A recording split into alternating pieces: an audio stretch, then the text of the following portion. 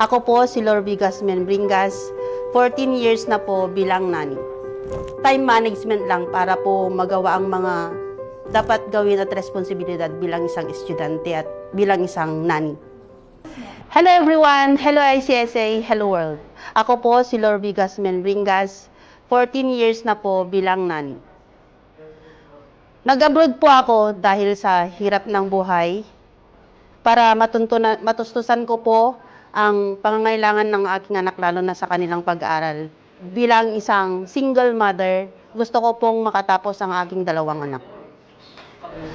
Naisipan ko pong mag-enroll ng health and social care dahil po sa demand ng kursong ito, high job security, satisfying siya at saka rewarding na job. Na-discover ko po ang ICSA dahil po sa Facebook. Isang araw po, habang nagpapahinga, nag-scroll po ako at nakita ko po sa Facebook na interesado po ako dahil gusto ko pong makagraduate bilang isang caregiver. Nagustuhan ko po sa kursong ito, marami po akong natutunan, gaya ng vital skills, like safeguarding, tapos person-centered support para po sa pag-aalaga ng mga elderly at sa mga may nangangailangan ng mental health needs.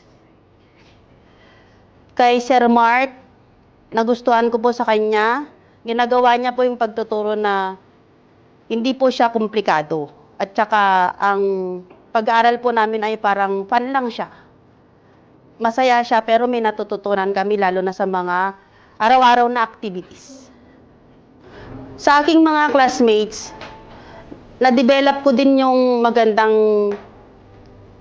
pakikisama sa kanila at nakabuo din po kami ng good team building work.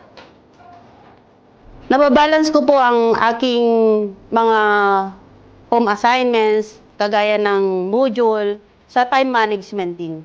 Bilang isang nani, mahirap din ang schedule lalo na kung walang pasok kasi laging araw-araw labas.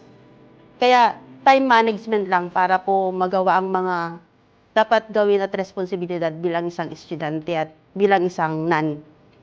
Sa mga kababayan ko pong gustong mag-enroll, dito na po kayo sa ICSA kasi matutulungan po tayong i-mold ang ating future at makamit ang ating mga ambisyon sa buhay. Kaya nire-recommenda ko po ang ICSA, your partner in success.